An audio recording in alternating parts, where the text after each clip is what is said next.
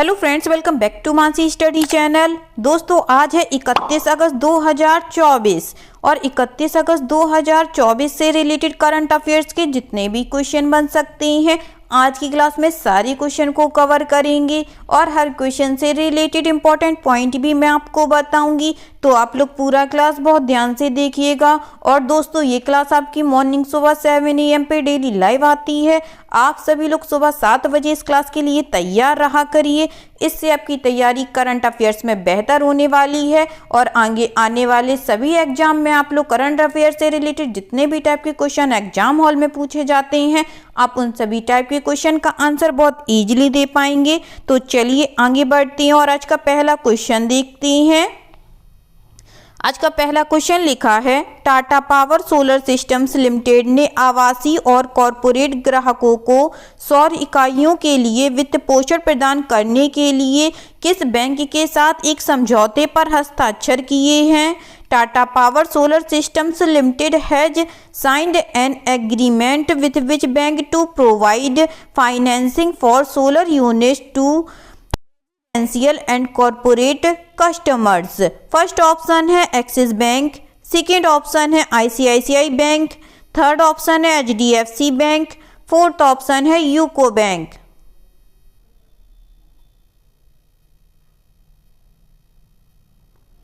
जल्दी से बताइएगा दोस्तों। Tata power solar systems limited ने आवासीय और कॉरपोरेट ग्राहकों को सौर इकाइयों के लिए वित्त पोषण प्रदान करने के लिए किस बैंक के साथ एक समझौते पर हस्ताक्षर किए हैं? इस क्वेश्चन का जो राइट आंसर हो जाएगा फ्रेंड्स वह है हमारा option number B, ICICI bank. चलिए इससे रिलेटेड इंपॉर्टेंट पॉइंटों को पढ़ते हैं। Tata power solar systems limited ने आवासीय और कॉरपोरेट ग्राहकों को सौर इकाइयों के लिए वित्त पोषण प्रदान करने के लिए ICICI बैंक के साथ एक समझौते पर हस्ताक्षर किए हैं। समझौते के तहत ग्राहक 90 लाख तक का ऋण बिना किसी जमानत के विकल्प और 5 वर्ष तक की अवधि के साथ प्राप्त कर सकते हैं। Tata power renewable energy limited की पूर्ण स्वामित्व वाली सहायक कंपनी TPSSL ने कहा है कि वे 20 वर्ष तक की अवधि के लिए संपार्श्विक के साथ उच्च ऋण भी प्राप्त कर सकते हैं। ठीक है दोस्तों, चलिए आगे बढ़ते हैं और नेक्स्ट क्वेश्चन देखते हैं। नेक्स्ट क्वेश्चन लिखा है फ्रेंड्स, हाल ही में स्कूली बच्चों के लिए फिलैटली को प्रोत्साहित करने के लिए डाक विभाग ने कौन सी छात्रवृत्ति योजना शुरू की है? Recently which scholarship scheme has the department of post launched to encourage philately amongst the school children? First option है दीनदयाल स्पर्श योजना, सेकेंड ऑप्शन है अटल बिहारी स्पर्श योजना, थर्ड ऑप्शन है श्याम प्रसाद स्पर्श योजना, फोर्थ ऑप्शन है महात्मा गांधी स्पर्श योजना।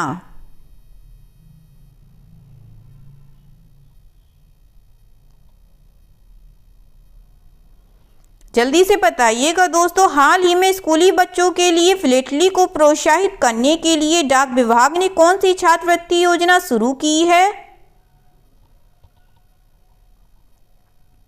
इस क्वेश्चन का जो राइट आंसर हो जाएगा फ्रेंड्स वह है हमारा ऑप्शन नंबर ए, दीनदयाल स्पर्श योजना। चलिए इससे रिलेटेड इंपॉर्टेंट पॉइंटों को पढ़ते हैं। केंद्रीय संचार मंत्रालय के अंतर्गत डाक विभाग ने देश के छात्रों के बीच टिकटों पर शोध और छात्रवृत्ति को बढ़ावा देने के लिए दीनदयाल स्पर्श योजना शुरू की है। इस छात्रवृत्ति का उद्देश्य बच्चों में छोटी उम्र से ही डाक टिकट संग्रह का शौक पैदा करना है। यह छात्रवृत्ति अखिल भारतीय स्तर पर प्रदान की जाएगी तथा प्रत्येक डाक परिमंडल कक्षा 6, 7, 8 तथा 9 के 10 विद्यार्थियों को अधिकतम 40 छात्रवृत्तियां प्रदान करेगा। छात्रवृत्ति की राशि 5,000 रुपये प्रति माह की दर से 6,000 रुपये प्रति वर्ष होगी जो तिमाही आधार पर देय होगी। चलिए आगे बढ़ते हैं, नेक्स्ट क्वेश्चन देखते हैं। नेक्स्ट क्वेश्चन लिखा है फ्रेंड्स, ई पत्रिका सपनों की उड़ान के उद्घाटन का विषय क्या था? What was the theme of the inaugural edition of the e-magazine सपनों की उड़ान? फर्स्ट ऑप्शन है स्पेस, सेकेंड ऑप्शन है साइंस, थर्ड ऑप्शन है सॉफ्ट ड्रीम, फोर्थ ऑप्शन है स्टोरीज।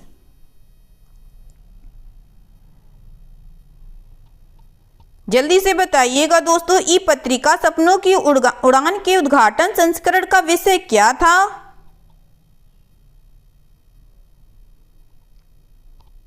इस क्वेश्चन का जो राइट आंसर हो जाएगा फ्रेंड्स, वह है हमारा ऑप्शन नंबर ए, स्पेस। चलिए इससे रिलेटेड इंपॉर्टेंट पॉइंटों को पढ़ते हैं। केंद्रीय शिक्षा मंत्रालय ने ई पत्रिका सपनों की उड़ान का उद्घाटन संस्करण जारी किया। ई पत्रिका का शुभारंभ प्रथम राष्ट्रीय अंतरिक्ष दिवस के अवसर पर किया गया, जो 23 अगस्त 2023 को चंद्रमा के दक्षिणी ध्रुव पर चंद्रयान 3 मिशन के विक्रम लैंडर की सॉफ्ट लैंडिंग के उपलक्ष्य में 23 अगस्त को पूरे देश में मनाया गया। ई पत्रिका के रूप में सपनों की उड़ान का पहला और आगामी संस्करण NCERT पोर्टल पर सभी पाठकों के लिए ऑनलाइन उपलब्ध होगा। सपनों की उड़ान ई पत्रिका के उद्घाटन का विषय अंतरिक्ष था। ठीक है दोस्तों, चलिए आगे बढ़ते हैं और नेक्स्ट क्वेश्चन देखते हैं। नेक्स्ट क्वेश्चन लिखा है फ्रेंड्स, भारत और किस देश ने रक्षा वस्तुओं और सेवाओं की पारस्परिक आपूर्ति सुनिश्चित करने और अप्रत्याशित आपूर्ति से निपटने के लिए द्विपक्षीय गैर बाध्यकारी आपूर्ति सुरक्षा व्यवस्था पर हस्ताक्षर किए हैं? India and which country have entered into a bilateral non binding security of supply arrangements to ensure the mutual supply of defence goods and services and address unanticipated supply? First option है Ukraine, second option है Russia, third option है Poland, fourth option है USA।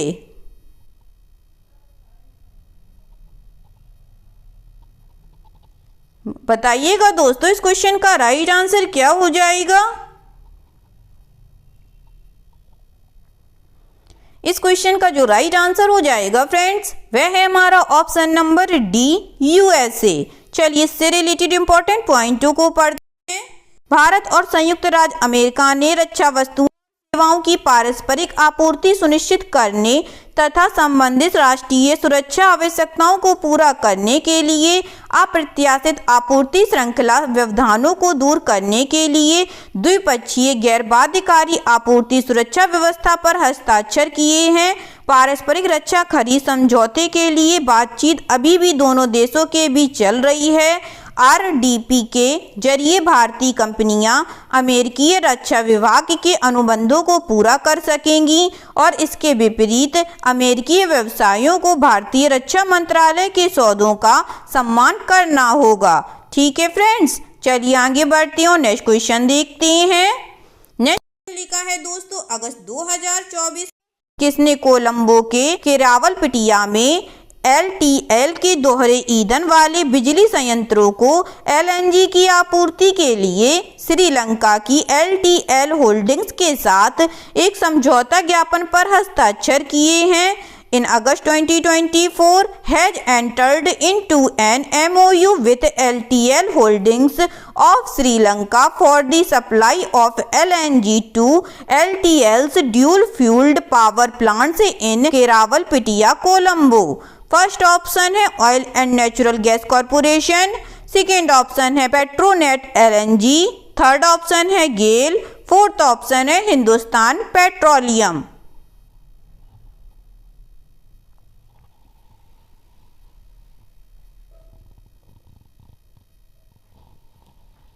जल्दी से बताइएगा दोस्तों, इस question का आंसर क्या हो जाएगा?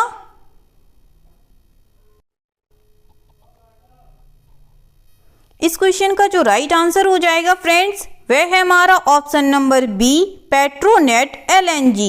चलिए इससे रिलेटेड इंपॉर्टेंट पॉइंटों को पढ़ते हैं। पेट्रोनेट LNG ने कोलंबो के केरावलपिटिया में LTL के दोहरे ईंधन वाले बिजली संयंत्रों को LNG की आपूर्ति के लिए श्रीलंका की LTL होल्डिंग्स के साथ एक समझौता ज्ञापन पर हस्ताक्षर किए हैं। इस समझौता ज्ञापन के माध्यम से दोनों पक्षों ने PLL के LNG टर्मिनल कोच्चि से LTL के केरावलपिटिया कोलंबो स्थित विद्युत संयंत्र तक LNG आपूर्ति श्रृंखला के विकास पर सहमति व्यक्त की है। PLL के कोच्चि LNG टर्मिनल से LNG की प्रस्तावित आपूर्ति मल्टी मॉडल परिवहन प्रणाली वाले LNG ISO टैंक कंटेनरों के माध्यम से की जाएगी। ठीक है दोस्तों, चलिए आगे बढ़ते हैं और नेक्स्ट क्वेश्चन देखते हैं। नेक्स्ट क्वेश्चन लिखा है फ्रेंड्स, अगस्त 2024 में किस कंपनी ने दो पहिया वाहन ऋण सक्षम करने के लिए OTO कैपिटल के साथ भागीदारी की है? इसके अतिरिक्त कंपनी ने अपने मर्चेंट पार्टनर्स को म्यूचुअल फंड के विरुद्ध ऋण की सुविधा प्रदान करने के लिए वोल्ट मनी के साथ भी भागीदारी की है। In August 2024 which company has partnered with OTO capital to enable two-wheeler loans. Additionally, the company has also partnered with Volt Money to facilitate loans against mutual funds to its merchants partners. First option है भारत पे, second option है phone पे, third option है Google पे, fourth option है Paytm.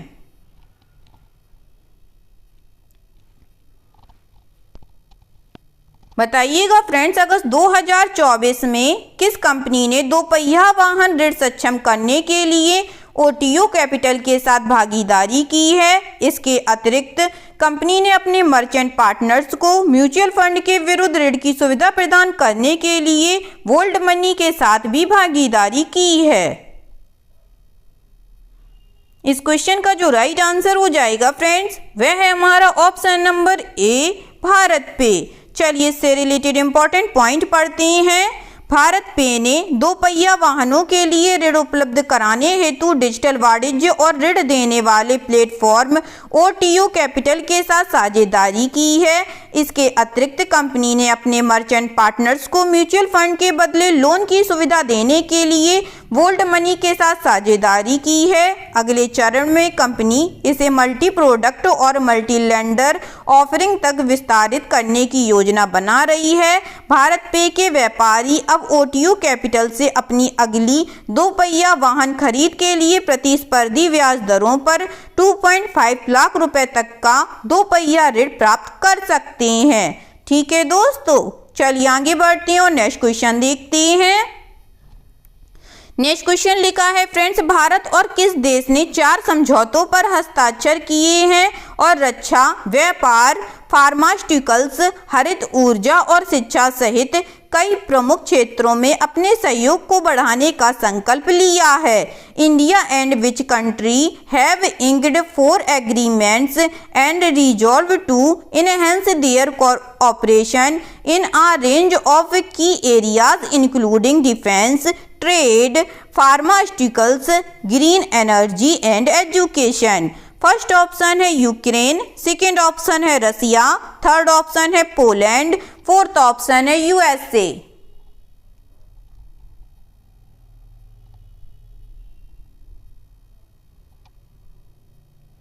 जल्दी से बताइएगा दोस्तों, इस क्वेश्चन का राइट आंसर क्या हो जाएगा? इस क्वेश्चन का जो राइट आंसर हो जाएगा फ्रेंड्स, वह है हमारा ऑप्शन नंबर ए, यूक्रेन। चलिए इससे रिलेटेड इंपॉर्टेंट पॉइंटों को पढ़ते हैं।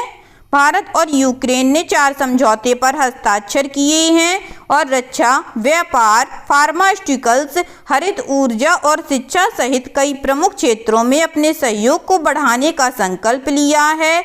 चिकित्सा उत्पाद विनियमन के क्षेत्र में भारत के केंद्रीय औषधि मानक नियंत्रण संगठन और यूक्रेन की औषधि एवं औषधि नियंत्रण सेवा ने एक समझौता ज्ञापन पर हस्ताक्षर किए। यह MOU सूचना के आदान प्रदान, क्षमता निर्माण, कार्यशालाओं, प्रशिक्षण और आपसी यात्राओं के माध्यम से चिकित्सा उत्पादों की सुरक्षा और गुणवत्ता में सुधार के लिए सहयोग की योजनाओं की रूपरेखा प्रस्तुत करता है। ठीक है दोस्तों, चलिए आगे बढ़ते हैं और नेक्स्ट क्वेश्चन देखते हैं। नेक्स्ट क्वेश्चन लिखा है फ्रेंड्स, हाल ही में किस कंपनी ने भारत का पहला पुनः प्रयोज्य हाइब्रिड रॉकेट रूमी 1 विकसित किया है? Which company has recently developed India's first reusable hybrid rocket Rhumi first? First option है space zone India, second option है aero two astro, third option है dream aerospace, fourth option है ब्रह्मास्त्र एरोस्पेस।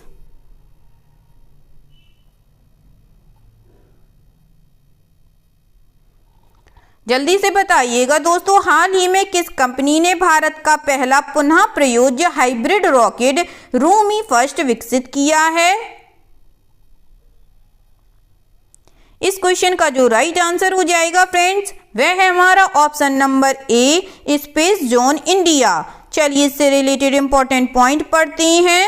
दुनिया का पहला mobile hybrid rocket Rhumi first सफलतापूर्वक launch किया गया। रूमी फर्स्ट रॉकेट का सफल प्रक्षेपण भारत में पहले पुनः प्रयोज्य हाइब्रिड रॉकेट के प्रक्षेपण का भी प्रतीक है। इस रॉकेट को चेन्नई स्थित स्टार्टअप स्पेस जोन इंडिया ने मार्टिन ग्रुप के सहयोग से विकसित किया है। आशा है कि रूमी फर्स्ट की सफलता से रॉकेट प्रक्षेपण की दक्षता में सुधार आएगा तथा परिचालन लागत कम होगी, जिससे अंतरिक्ष अन्वेषण अधिक सुलभ हो जाएगा। ठीक है दोस्तों, चलिए आगे बढ़ते हैं और नेक्स्ट क्वेश्चन देखते हैं। नेक्स्ट क्वेश्चन लिखा है फ्रेंड्स, भारतीय वायुसेना ने मिस्र अंतर्राष्ट्रीय एयर शो के उद्घाटन संस्करण में भाग लेने के लिए अपनी कौन सी प्रदर्शन टीम भेजी है? The IAF dispatched its display team to participate in the inaugural edition of the Egypt International Air Show। First option है गरुड़ कमांडो, सेकेंड ऑप्शन है घातक प्लाटून, थर्ड ऑप्शन है विशेष सुरक्षा समूह, फोर्थ ऑप्शन है सारंग हेलीकॉप्टर।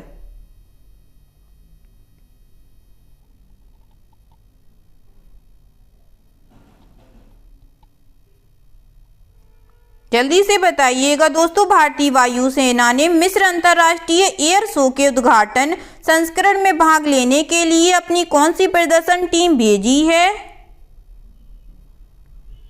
इस क्वेश्चन का जो राइट आंसर हो जाएगा फ्रेंड्स, वह है हमारा option number D, Sarang helicopter. चलिए इससे रिलेटेड इंपॉर्टेंट पॉइंट पढ़ते हैं। भारतीय वायुसेना ने मिस्र अंतर्राष्ट्रीय एयर शो के उद्घाटन संस्करण में भाग लेने के लिए अपनी सारंग हेलीकॉप्टर प्रदर्शन टीम को भेजा। यह आयोजन 3 से 5 सितंबर 2024 तक मिस्र के एल दवा में रणनीतिक रूप से स्थित अल आलामीन अंतर्राष्ट्रीय हवाई अड्डे पर आयोजित किया जाएगा। भूमध्य सागर के किनारे स्थित यह हवाई अड्डा वैश्विक हवाई, वाणिज्यिक और रसद परिवहन के लिए एक प्रमुख केंद्र के रूप में कार्य करता है, जिससे यह इस तरह के आयोजन के लिए उपयुक्त स्थान बन जाता है। ठीक है दोस्तों, चलिए आगे बढ़ते हैं और आज का लास्ट क्वेश्चन देखते हैं। आज का लास्ट क्वेश्चन लिखा है फ्रेंड्स, भारतीय रिजर्व बैंक ने उच्च शुद्ध NPA और उधारदाताओं को पुनर्भुगतान में चूक के कारण मुख्यालय वाली मार्गदर्शक फाइनेंशियल सर्विसेज लिमिटेड का पंजीकरण रद्द कर दिया है। The Reserve Bank of India has cancelled the registration of headquarter Margdarshak financial services limited over high net NPAs and defaults on repayment to lenders. First option है कोलकाता, सेकेंड ऑप्शन है Mumbai, third option है Lucknow, fourth option है इंदौर।